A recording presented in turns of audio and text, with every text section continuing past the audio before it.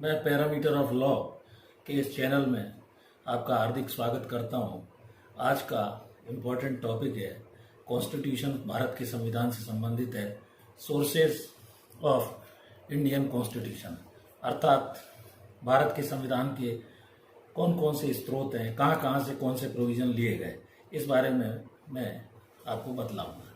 इसके पहले सोर्सेस के बारे में बतलाया जाए, सबसे पहले यह स्थिति है कि सबसे पहले पुराना 26 नवंबर 1949 में जो कॉन्स्टिट्यूशनल असेंबली बनी थी, उस समय आर्टिकल इसमें कुल 395 थे, 22 पार्ट्स थे तथा 8 शेड्यूल थे, जबकि बाद में 448 आर्टिकल, 25 इसके पार्ट्स और 12 शेड्यूल हो गए।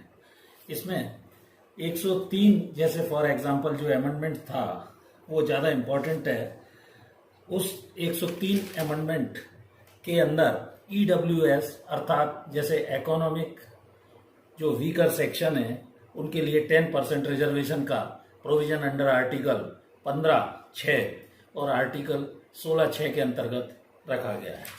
मैं अब आपको ये भी बतलाऊंगा, ओरिजिनल नंबर को मेंटेन करने के लिए नए लॉज वगैरह की बेनिफिशियली जो अरेंजमेंट इसमें बना रहे, अल्फ़ाबेटिकली अरेंजमेंट रहता है, इसलिए शेड्यूल और पार्ट्स वगैरह रखे गए हैं। पार्ट्स में जो इनके पार्ट्स हैं कॉन्स्टिट्यूशन में, article specifically topic wise arrange रहते हैं। जैसे पार्ट 3 है, पार्ट 4 है, जिनमें पार्ट 3 में फंडामेंटल राइट्स है, पार्ट 4 में directive principle of state policy है, अर्थात मौलिक अधिकार और नीति निर्देशक तत्वों का उल्लेख है। शेड्यूल्स जो है वो आर्टिकल में जो भी प्रोविजंस हैं एडिशनल उसमें डिटेल रखने के लिए ये शेड्यूल्स होते हैं, क्योंकि भारत का जो संविधान है वो काफ़ी लेंथी है और विभिन्न देशों के संविधानों से स्रोत के रूप में जो भी अच्छी अच्छी चीज़ें थीं उनको लेकर अपने भारत के संविधान में अडॉप्ट किया गया है। काफ़ी लेंथी और कॉम्प्लिकेटेड हो जाने के कारण इसमें पार्ट्स और आर्टिकल बनाए गए हैं। शेड्यूल 2 में सैलरीज से संबंधित है। शेड्यूल 1 और 4 स्टेट यूनियन टेरिटरीज आदि का बंटवारा उसमें बतलाया गया है। शेड्यूल 8 में ऑफिशियल लैंग्वेज है। अब मैं आपको ये बतलाता हूँ कि जो 11 सोर्सेज इंडियन कॉन्स्टिट्यूशन में लिए गए हैं वो कहाँ कहाँ कौन से देशों से कौन कौन से प्रावधान लिए गए हैं। सबसे पहले government of India act 1935 applicable था।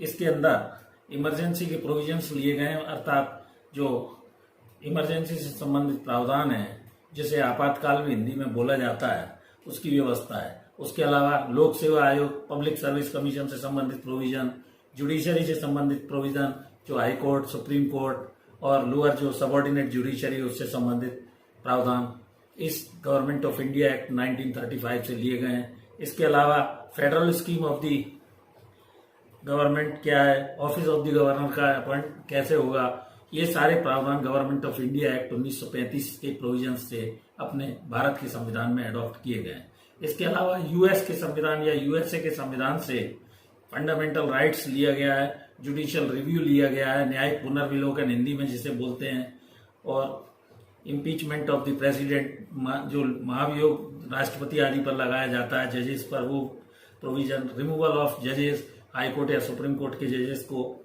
ये सब लिया गया है। प्रीएम्बल ऑफ द कॉन्स्टिट्यूशन ली गई है यूएस से। इसके अलावा ब्रिटिश कॉन्स्टिट्यूशन से लिए जाने वाले राइट टू कॉन्स्टिट्यूशनल, इसमें parliamentary form of the government, single citizenship, rule of law आदि लिया गया ब्रिटिश कॉन्स्टिट्यूशन से।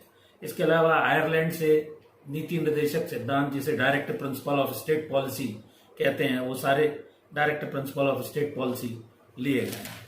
इसके अलावा जर्मनी के कॉन्स्टिट्यूशन से इमरजेंसी के प्रोविजन लिए गए हैं और फंडामेंटल राइट जिसमें सस्पेंड हो जाते हैं, आपातकाल जिसे कहा जाता है, इसको जर्मनी के कॉन्स्टिट्यूशन को वायमार कॉन्स्टिट्यूशन भी कहा जाता है। इसके अलावा साउथ अफ्रीका से भारत के संविधान में अमेंडमेंट ऑफ द कॉन्स्टिट्यूशन जो आर्टिकल 368 है, जिसमें संविधान में संशोधन की प्रक्रिया और पूरी प्रोसीजर बताई गई है, वो लिया गया है। कॉन्स्टिट्यूशन ऑफ सोवियत यूनियन से फंडामेंटल ड्यूटीज, सोशल, इकोनॉमिक और पॉलिटिकल जस्टिस का प्रावधान लिया गया है।